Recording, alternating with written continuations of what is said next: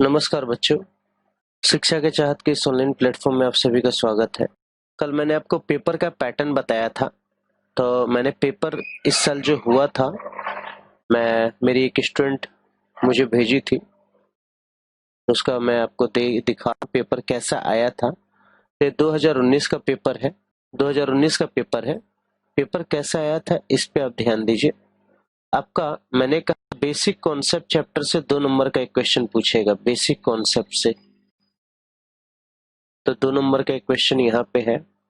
इसके अलावा 2 क्वेश्चंस दिया था, 2 क्वेश्चन दिया था, दोनों में से कोई एक पूछना था। सिमिलरली 6 नंबर का मैंने आपको नेशनल इनकम बताया, और नेशनल इनकम से भी 2 क्वेश्चन, ये थ्योरी एक पूछा, इसको हम लोग थ्योरी बोलेंगे, थ्योरी क्वेश्चन था, और ये प्रैक्टिकल क्वेश्चन था। और सेम क्वेश्चन आया है जो मैं क्लास में कराया था, तो बच्चों के लिए बड़ा इजी था। ओल्ड सिलेबस में यही क्वेश्चन मैं 2 नंबर के लिए कराता था, और उसमें कभी नहीं आया, ये इत्तेफाक की बात है, उसमें कभी नहीं आया, न्यू सिलेबस में ये आ गया। तो कोई भी चीज अपने कराना बेकार नहीं होता है। फिर देखो, मनी मल्टीप्लायर आपका ये नेशनल इनकम का था, ये 3rd चैप्टर है। 3rd चैप्टर से 2 क्वेश्चन आने वाले थे, तो 6 नंबर और 6 नंबर 12 नंबर। तो देखो, एक क्वेश्चन में कोई चॉइस नहीं है, एक क्वेश्चन में चॉइस है, 2 में से कोई एक करना है। फिर से मैंने बोला चैप्टर 4, यानी जो आपको पढ़ा रहा था केनेशियन थ्योरी का पिछले वीडियो में, चैप्टर 4 से आपका 10 मार्क्स का क्वेश्चन आया है, और चैप्टर 5 से आपका 10 मार्क्स का क्वेश्चन आया है। चैप्टर 4 में आपको कोई चॉइस नहीं दिया, चैप्टर 5 में आपको चॉइस दिया है, तो चॉइस रहेगा नहीं रहेगा इसका गारंटी नहीं लिया जा सकता है। तो ये तो आपको बता ही दिया था कि अपना चैप्टर 1 से 2 मार्क्स का, चैप्टर 2 से 6 मार्क्स का, चैप्टर 3 से 12 मार्क्स का, चैप्टर 4 से 10 मार्क्स का, और चैप्टर 5 से भी 10 मार्क्स का क्वेश्चन आएगा। टोटल 40 मार्क्स हुआ। और बच्चों, इत्तेफाक की बात है, आप सोच रहे होगे कि क्यों मैंने यही पेपर डाल दिया, मैंने खुद से टाइप क्यों नहीं किया। मैं जस्ट ये शो करने के लिए कि मैं जो पढ़ाया था सारा आया था, और जिस स्टूडेंट ने भी भेजा है वो सारा अटेंड भी की थी। तो कहने का मतलब है कि पेपर अपने से बाहर जाएगा नहीं, सारा का सारा पढ़ाया हुआ आएगा। आपको ये देखना है आप कितना कर पाते हो। ठीक है बच्चों, अब देखो, कल मैंने आपको बताया था कुछ बातों के बारे में। मैंने 6 कॉन्सेप्ट आपको दिए थे। मैंने कल आपको 6 कॉन्सेप्ट दिए थे। एक दिया था आपको एपीसी,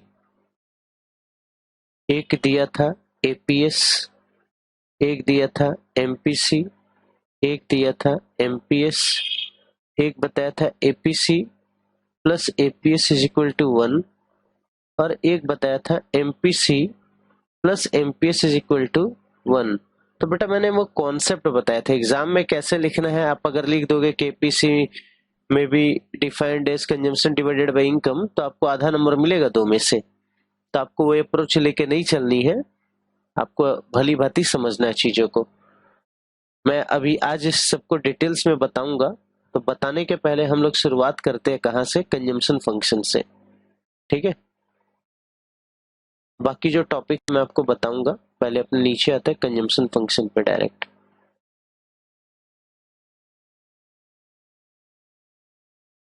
सारी बातें आपको बताई जाएंगी। देखिए, ये सारा क्वेश्चंस है जो कंजम्पशन फंक्शन से आया है। तो मेरे नोट्स में आपको सारी चीजें एक साथ मिल जाएंगी। जब भी आप नोट्स मेरा लीजिएगा तो आपको पूरा पिछले 30 सालों में कितना क्वेश्चन आया है, कितना से कितना, आप यहाँ अगर गौर कीजिएगा तो सबसे लास्ट है 1990, और अभी चल रहा है 2020, तो 30 साल तो ऐसे ही हो गया। ठीक है, 16 के बाद मैंने अपडेट नहीं किया, तो उसका क्वेश्चंस वगैरह मैं डाल दूंगा, but same question he repeat हुए हैं। और आपको बताया भी था, पहले एक बार आपसे चर्चा कर ले रहा क्वेश्चंस के बारे में। 1995, 97, 2000, 2004 में क्वेश्चन क्या है, write a short note on Keynesian consumption function. Keynesian consumption function आपको बताया नहीं हूं, अभी बताऊंगा। फिर 1990 में व्हाट इज कंजम्पशन फंक्शन पूछा है। एपीसी और एमपीसी से, sorry, how would you get APC MPC from consumption function, कैसे आएगा, रिलेशन क्या है एपीसी और एमपीसी में, कहाँ कहाँ, शॉर्ट रन में भी पूछा है और लॉन्ग रन में भी पूछा है।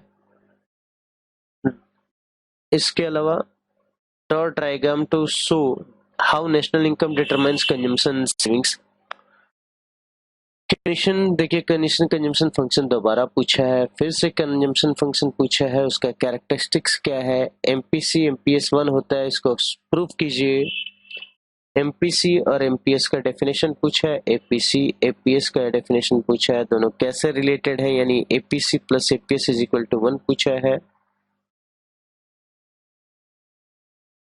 कंसिडर अ लीनियर मतलब होता है straight line consumption consumption function, define MPC and indicates its range, क्या रेंज है उसका, explain graphically in this context what happens to APC MPC with increase in income. तो आपने देखा ही होगा कि इनकम बढ़ता है तो हमारा एपीसी और एमपीसी दोनों ही फॉल करता है। खैर मैं सारी चीजें बताऊंगा, पहले एक बार क्वेश्चन आपसे डिस्कस कर ले रहा हूँ। फिर 16 में आया था कैनिसन कंजम्पशन फंक्शन क्या है, आप सेविंग फंक्शन कैसे डिराइव कर सकते हो कंजम्पशन फंक्शन से, ये सारे क्वेश्चन आए हुए हैं। अब हम लोग आते हैं मूल मुद्दे पे, हमारा कंजम्पशन फंक्शन है क्या। बच्चों, कंजम्पशन फंक्शन का ही दूसरा नाम है प्रोपेंसिटी टू कंज्यूम। अभी तक कंजम्पशन फंक्शन ही आया है एग्जाम में, कभी भी प्रोपेंसिटी टू कंज्यूम नहीं पूछा है, बट अगर पूछ देगा तो आप ये मत बोलिएगा कि संतोष सर पढ़ाए नहीं थे। आप समझिए कंजम्पशन फंक्शन क्या होता है। ये कंजम्पशन फंक्शन है, आप सभी को पता है, इधर इंडिपेंडेंट वेरिएबल रहता है और इस साइड में डिपेंडेंट वेरिएबल रहता है। आपका इनकम बढ़ेगा, आपका कंजम्पशन बढ़ेगा, आपका इनकम घटेगा, आपका कंजम्पशन घटेगा। कभी भी याद रखना, आप कंजम्पशन के अनुसार इनकम को नहीं बढ़ा सकते हो। आप कंजम्पशन डिपेंड करता है, कंजम्पशन डिपेंड करता है इनकम के ऊपर। अगर आपका इनकम बढ़ेगा तभी कंजम्पशन बढ़ेगा, इनकम घटेगा तो कंजम्पशन घटेगा। इसको एकदम दिमाग में याद रखना। तो अगर एकदम सिंपल सा डेफिनेशन है, consumption function is the functional relationship between consumption and income. किसके किसके बीच का फंक्शनल रिलेशन है, कंजम्पशन और इनकम के बीच का, जहां पे इनकम मेरा इंडिपेंडेंट वेरिएबल है और कंजम्पशन मेरा डिपेंडेंट वेरिएबल है। अब थोड़ा बुकिश डेफिनेशन देखो। According to professor Keynes, total consumption expenditure of the country in the short run depends on national income of the country. मैंने भी तो यही बताया कि शॉर्ट रन में, अच्छा शॉर्ट रन ये माइक्रो इकोनॉमिक वाला शॉर्ट रन नहीं है, तो इसको आप वो मत समझिएगा, ये इकोनॉमी के बारे में शॉर्ट रन की बात की जा रही है। तो बोल रहा है कि इकोनॉमी के भीतर जो देश का टोटल कंजम्पशन है वो किसके ऊपर डिपेंड करता है, नेशनल इनकम के ऊपर। स्टेबल एंड डिपेंडेंसी रिलेशन, बेटा डिपेंडेंसी तो बता ही दिया कि कंजम्पशन किसके ऊपर डिपेंड करता है, इनकम के ऊपर। स्टेबल मतलब ये फिक्स रहता है for the time being in the short run, short run में फिक्स रहता है। तो स्टेबल एंड डिपेंडेंसी रिलेशन, तो वर्ड्स को एग्जाम में लिखना मत भूलिएगा, इसका मार्क्स मिलेगा आपको। Among national income and consumption expenditure of any country is called consumption function और propensity to consume. The C is equal to C is the function of income is the consumption function of propensity to consume। तो बेटा अगर exam में आएगा 2 number का तो आप ये लिखिएगा तो आपको आधा नंबर मिलेगा। बोलोगे क्यों भैया, बेटा आपको डायग्राम भी बनाना होगा, ये नीचे जो डायग्राम दिया ये बनाना होगा, कुछ करना कुछ नहीं है। ऐसे लिए ये एक्स एक्सिस हो गया, ये ओरिजिन हो गया, ये आपका वाई एक्सिस हो गया, और एक लाइन इस तरह से ड्रॉ कर दीजिएगा, ये हो गया आपका कंजम्पशन कर्व। अब इसमें देखो नेशनल इनकम किधर है, हम जो एग्जांपल लिए थे कल वो उसी एग्जांपल का बात कर रहे हैं। आपका इनकम 10,000 है तो आपका कंजम्पशन कितना था, 7,000। आपका इनकम हो गया 20,000 तो आपका कंजम्पशन कितना हो गया, 12,000। फिर आपका इनकम हो गया 30,000 तो आपका कंजम्पशन कितना हो गया 15,000। तो बेटा कहने का बड़ा सिंपल सा मतलब है कि हमारा इनकम बढ़ता है, इनकम बढ़ने के साथ साथ हमारा कंजम्पशन भी बढ़ता है, but the rate of increase in consumption is less than the rate of increase in income, जो मैं आपको पिछले वीडियोस में बताया था। ये सेकंड वीडियो है, पिछला वीडियो में ये बताया था मैं आप लोगों को। और ये ज्ञान जो दिया हुआ है, इस ज्ञान को ज्ञान ही रहने देना। मेरे ख्याल से इतना तो आप खुद भी लिख सकते हो कि एक्स एक्सिस पे नेशनल इनकम मेजर करते हैं, वाई एक्सिस पे कंजम्पशन एक्सपेंडिचर को मेजर किया जाता है, ए भी हमारा कंजम्पशन कर है, ओ ओरिजिन है। मुझे नहीं लगता इतना आप खुद से लिख नहीं पाओगे, ठीक है। अब एक चीज ये बताता हूँ, एक चीज आपको यहाँ बता रहा हूँ, थोड़ा सा इम्पोर्टेंट है, इसको अगर अभी समझ लीजिएगा तो बाद में हेल्प करेगा। बेटा ये वाला पोर्शन देख रहे हो, ये क्या है, इसका हम लोग बोलते हैं ऑटोनोमस कंजम्पशन। ऑटोनोमस कंजम्पशन ये क्या होता है, इसको समझो। बहुत लोग के दिमाग में क्वेश्चन आया होगा कि यार कंजम्पशन का कर यहाँ से क्यों स्टार्ट हुआ, यहाँ से ही क्यों स्टार्ट हुआ। तो बेटा उसको थोड़ा सा क्लियर कर रहा हूँ। देखो होता क्या है, सपोज करो जैसे आप ही हो, आपका ग्रेजुएशन कंप्लीट हो गया और आपका दिल्ली में जॉब लग गया, या दिल्ली में आपका इच्छा था कि जॉब करने जाएंगे। आप यहाँ से गए, ट्रेन पकड़े, राजधानी एक्सप्रेस, दिल्ली उतर गए। क्या दिल्ली उतरते ही कंपनी के कर्मचारी, रिसेप्शनिस्ट वगैरह वहां पे आरती माला वाला लेके आपके लिए खड़े हैं, आप आइएगा और आरती उतार करके आपको तुरंत जॉब पे रख लिया जाएगा? नहीं, आपको हफ्ता, 2 हफ्ता, 10 दिन, 15 दिन, महीना भर लग सकता है वहां पे। तो ये जो हफ्ता, 2 हफ्ता, महीना भर जो आप वेट करते हो, क्या बिना खाए रहोगे, बिना कपड़ा पहने रहोगे, बिना किसी होटल में जाए रहोगे, रोड पे रहोगे क्या, या खाओगे नहीं? तो ये सारा जो बेसिक नेसेसिटी है ना, रोटी, कपड़ा, मकान, ये 3 तो आपका रहेगा, वो आप खर्च कहां से करोगे? ये ऑटोनोमस कंजम्पशन उसी खर्च के बारे में बात कर रहा है। कहां से करोगे, इसका 2 तरीका होता है, या तो हम पास्ट सेविंग से करेंगे या किससे कर्ज लेंगे। तो चूंकि हम इकोनॉमी के बारे में पढ़ रहे हैं तो हम लोग मान के चलते हैं कि पास्ट सेविंग से वो खर्चा हम लोग करते हैं, ठीक है बच्चों। किसी भाई को, किसी बहन को कोई डाउट होगा तो प्लीज प्लीज प्लीज आप मुझसे आराम से पूछ सकते हो। कैसे पूछोगे, मैं तरीका आपको बताया था कि ये मेरा नंबर है, इस पे आप व्हाट्सएप वॉइस मैसेज भेजिएगा, कॉल मत कीजिएगा। जीवन में ऐसी परेशानी कम नहीं है। हम लोग 1 घंटा का वीडियो रिकॉर्ड करने में, 1 आवर का वीडियो रिकॉर्ड करने में 5 to 10 आवर्स लग जाते हैं। सिर्फ आपको वीडियो रिकॉर्ड नहीं करना रहता है, वीडियो रिकॉर्ड करो, उसको एडिट करो, उसको अपलोड करो, एक लंबा प्रोसेस है। तो अभी जान चली जा रही है। और आप लोगों से मैंने बताया भी था कि मेरा यूपीएससी का ही मेन क्लासेस चलता है, उसमें भी मैं इंडियन इकोनॉमी ही पढ़ा रहा हूँ, वहां पे भी मेरा स्पेशलाइजेशन इंडियन इकोनॉमी में ही है। तो ये दिक्कत है मेरे साथ, तो कॉल मत कीजिएगा, आप वॉइस व्हाट्सएप मैसेज कीजिए। मैं जब भी उसको देखूंगा आपको रिप्लाई जरूर करूंगा। कैरेक्टरिस्टिक्स क्या है केनेशियन कंजम्पशन फंक्शन का? तो consumption function represents fixed and specific relation, ये तो आपको बता ही दिया था। अच्छा, value of MPC is greater than 0 but less than 1। अब इसको समझो भाई, एमपीसी, बच्चों आपको एमपीसी बताया था पिछले वीडियो में। क्या बताया था बेटा? Change in consumption by change in income, यही बताया था ना। अब एमपीसी देखो, दुनिया में 2 तरह के एक्सट्रीम इंसान होते हैं। एक होते कंजूस, माइजर जिसको बोलते हैं, एक होते अय्याश, जब तक जियो शान से जियो, कर्ज ले लेके घी पियो।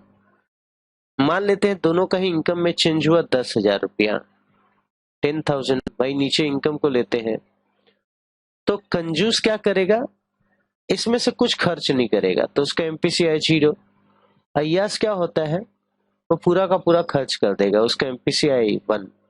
बच्चों हम लोग ना तो कंजूस में आता है ना अय्यास में आता है, हम लोग रैशनल पर्सन्स कहलाते हैं। दोनों ही रैशनल नहीं है, इसीलिए हम लोग का एमपीसी 0 से ज्यादा होगा और 1 से कम होगा। तो वही चीज यहाँ पे बता रहा है कि एमपीसी 0 से ज्यादा और 1 से कम होगा। This means that total consumption expenditure increase करेगा जैसे ही नेशनल इनकम इंक्रीज करेगा, लेकिन rate of increase in total consumption is less than, consumption का जो रेट है वो कम रहता है किससे, इंक्रीज इन नेशनल इनकम के रेट से। और एपीसी क्या कर रहा है, डिक्रीज कर रहा है जैसे नेशनल इनकम इंक्रीज कर रहा है। तो बेटा कल का टेबल आपको अगर याद होगा, टेबल कुछ ऐसा था, मैं दोबारा नहीं बता रहा हूँ, वेस्टेज ऑफ टाइम हो जाएगा, सॉरी। कभी कभी प्यार में ऐसा हो जाता है। ईयर 1 2 3 था, मैं एपीसी का फिगर्स आपको बता दे रहा हूँ। 0.7 था, 0.6 था और 0.5 था। एपीएस का फिगर आपका था 0.3, 0.4, 0.5। एमपीसी और एमपीएस का भी फिगर आपको बता दे रहा हूँ। ये जो पिछला वीडियो देखिएगा इसमें ये था 0.5, 0.5, ठीक।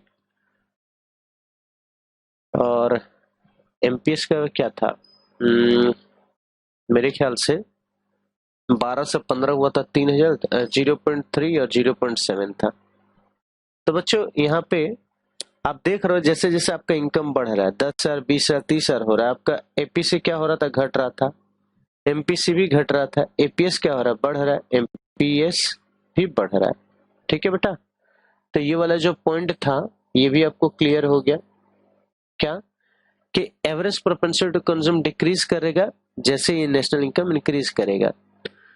Value of MPC will remain constant. अब देखो एमपीसी में क्या कहानी है, कांस्टेंट भी रह सकता है, डिक्रीज भी हो सकता है, लेकिन ये कभी भी इंक्रीज नहीं होगा, विल नॉट इंक्रीज, इंक्रीज कभी नहीं होगा। तो आप देखो मैंने जो टेबल बनाया था यहाँ पे डिक्रीज कर रहा है, कांस्टेंट कब होता है वो भी बता रहा हूँ आपको। अच्छा चलो हम यहीं पे आते हैं। यहाँ पे आए तो आप देखोगे इन दोनों को जोड़ोगे तो क्या आ रहा है, 1 आ रहा है। इन दोनों को जोड़ोगे तो क्या आ रहा है, 1 आ रहा है। इसी तरह इन दोनों को जोड़ोगे तो क्या आ रहा है, 1 आ रहा है। इन दोनों को जोड़ोगे तो क्या आ रहा है, 1 आ रहा है। इन दोनों को जोड़ोगे तो क्या आ रहा है, 1 आ रहा है। यानी we can say that APC plus APS is equal to 1 और MPC plus MPS is equal to 1। ठीक है बेटा, इतना तो अपने बोल ही सकते हैं। तो देखो ध्यान से समझोगे, मैंने लास्ट वीडियो में बताया था कि कंजम्पशन प्लस सेविंग दोनों को जोड़ेंगे तो क्या आता है, इनकम आता है। और हम ऐसा तो मैथ्स में सीखे थे कि दोनों साइड हम इनकम से डिवाइड कर ही सकते हैं। और C by Y plus S by Y is equal to 1। और C बाई वाई क्या होता है, एपीसी होता है। S बाई वाई क्या होता है, एपीएस होता है। तो क्या आया, 1 आया। कितना इजी, 2 मार्क्स का आएगा, आया भी, अभी पढ़ाया था, अभी दिखाया आप लोगों को। इसी तरह बेटा change in C plus change in S क्या होता है, चेंज इन Y होता है। भाई आपका इनकम में 10,000 का चेंज हुआ, इनकम में 10,000 का चेंज हुआ, आप अगर 3,000 खर्च किए तो 7,000 सेव कर दिए, यही तो था, लास्ट वीडियो में बताया था। आप इसमें भी चेंज इन वाई से दोनों साइड डिवाइड कर सकते हो। मैथ्स का तो नॉलेज होगा ही आप लोगों को। Change in C by change in Y plus change in S by change in Y is equal to 1। और ये बेटा हो गया आपका एमपीसी, ये हो गया आपका एमपीएस इज इक्वल टू 1। अब बेटा ध्यान से देखो आपका कितना क्वेश्चन अभी मैं करा दिया।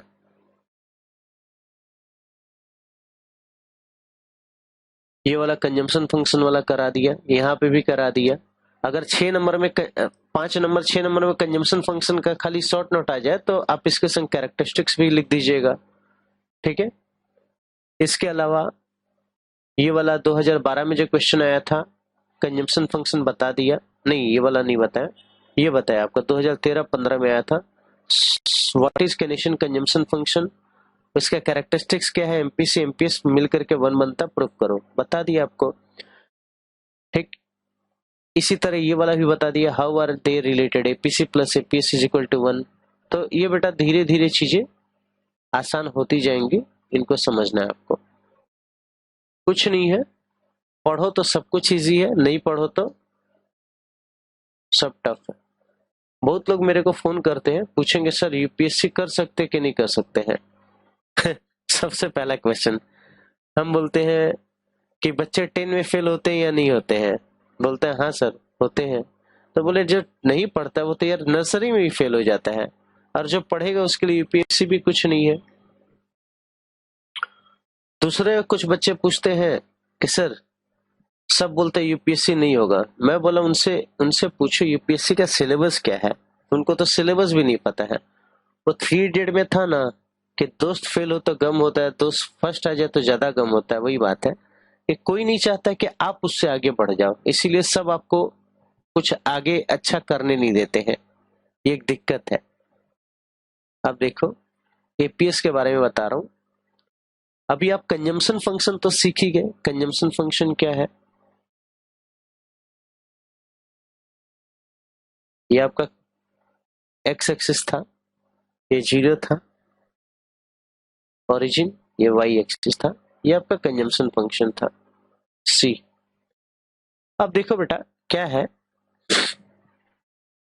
अब कोई भी पॉइंट ले लो, कोई भी पॉइंट ले लो। मैं सेम पॉइंट ले रहा हूँ जो इसमें लिखा हुआ है डी और ई, ठीक है? आपकी सहूलियत के लिए अनुसार के लिए वही ले रहा हूँ। डी और ई 2 पॉइंट लिए, एक डी और एक ई, और ये पॉइंट से आप नीचे एक लाइन खींचो, इसको बोलेंगे एम, इसको बोलेंगे M1, ठीक है? और अभी हम देखे थे यहाँ पे हम नेशनल इनकम को लेते हैं, यहाँ हम लोग कंजम्पशन को लेते हैं। तो बेटा आप देखो अगर आपसे पूछा जाए तब बोलोगे 8 पॉइंट एम, एम पॉइंट पे क्या हो रहा है? एपीसी बताओ। एपीसी बेटा क्या होता है? अभी बताया था सी बाई वाई। सी मतलब कंजम्पशन, और कंजम्पशन किस एक्सिस में है? मेरा वाई एक्सिस पे है, तो कंजम्पशन कितना हो रहा है? डीएम, भाई इतना मेरा कंजम्पशन हो रहा है डीएम। और मेरा इनकम कितना है?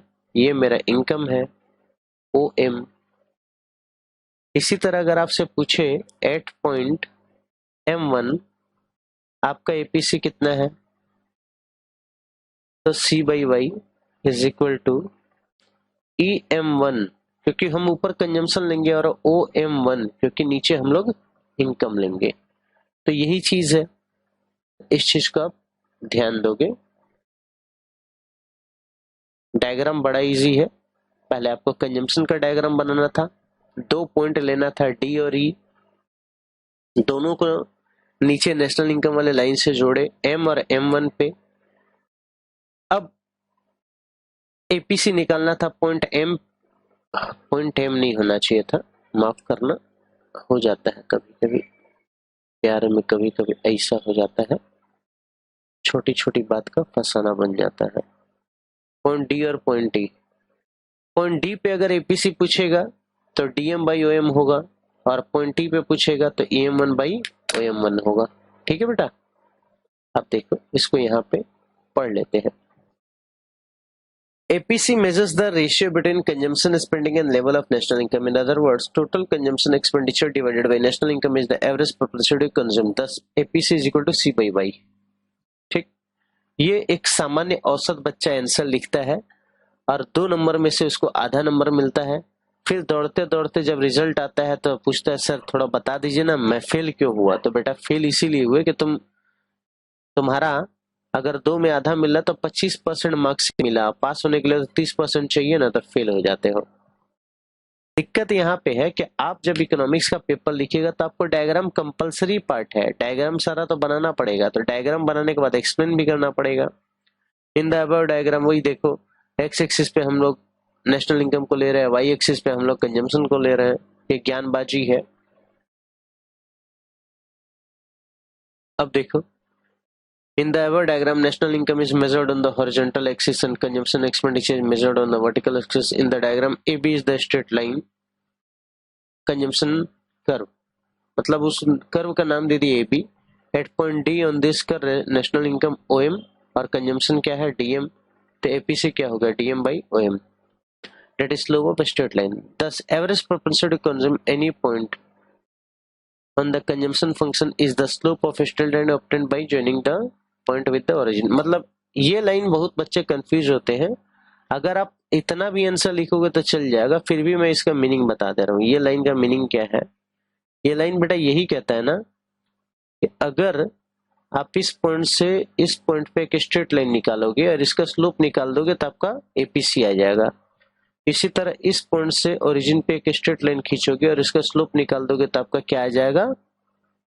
एपीसी आ जाएगा। बस इस लाइन का इतना ही मतलब है। तो मेरे ख्याल से लिखना ही मत ना, ये दरकार नहीं है। 2 नंबर का आएगा, जान थोड़ी दोगे। ठीक, अब देखो जरा एमपीसी।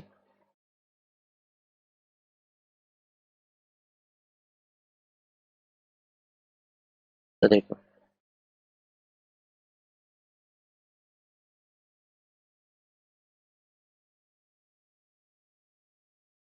ये आपका कंजम्पशन कर्व था सी।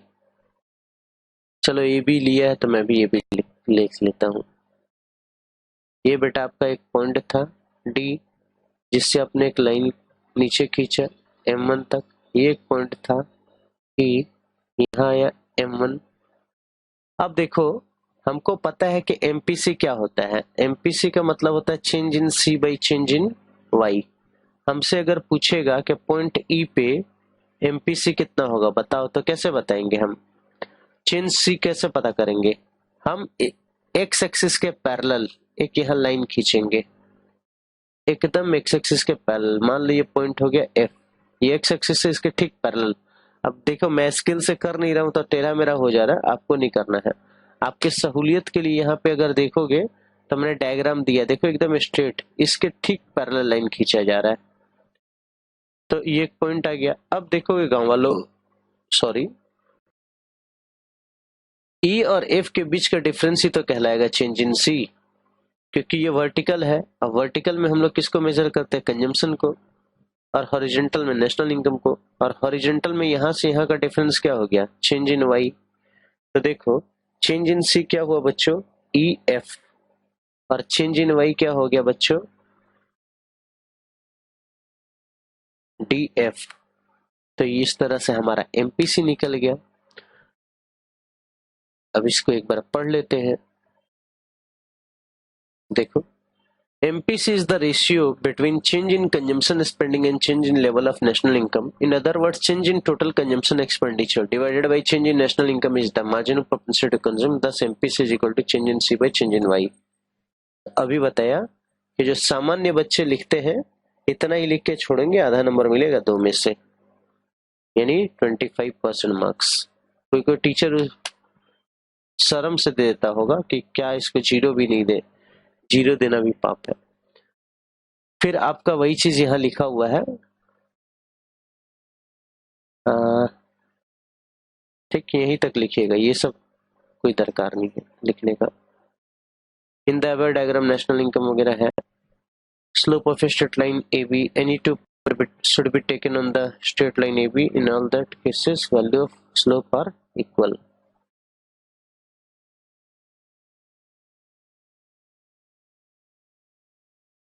अब देखो note, if the consumption function curve is straight line, straight line है तो एमपीसी हर पॉइंट पे क्या होगा? सेम होगा। कर्व शेप में रहेगा तो क्या होगा? डिफरेंट होगा। तभी एमपीसी जब मैं आपको बता रहा था तो वहां पे ये बोला ना कि एमपीसी आपका सेम भी, इनकम घटने से आपका एमपीसी घट भी सकता है और सेम भी रह सकता है। क्यों होता है? अगर कंजम्पशन फंक्शन स्ट्रेट लाइन है तो एमपीसी, देखो यहाँ पे पॉइंट था कांस्टेंट और डिक्रीज वाला, कि एमपीसी आपका कांस्टेंट भी रह सकता है और डिक्रीज भी कर सकता है। तो कब कांस्टेंट रहेगा? जब वो स्ट्रेट लाइन रहेगा, स्ट्रेट लाइन में कांस्टेंट रहेगा। और डिक्रीज कब करता है? जब वो कर्व शेप में रहता है। ठीक है बच्चों?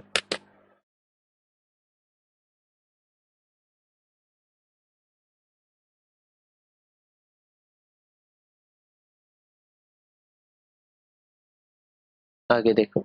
अच्छा ये नंबरिंग पे मत जाना, नोट्स में आपको नंबरिंग रहेगा पेज का। यहाँ पे ब्लैंक पेजेस भी छोड़ रहा हूँ तो इसलिए थोड़ा गड़बड़ हो जा रहा है।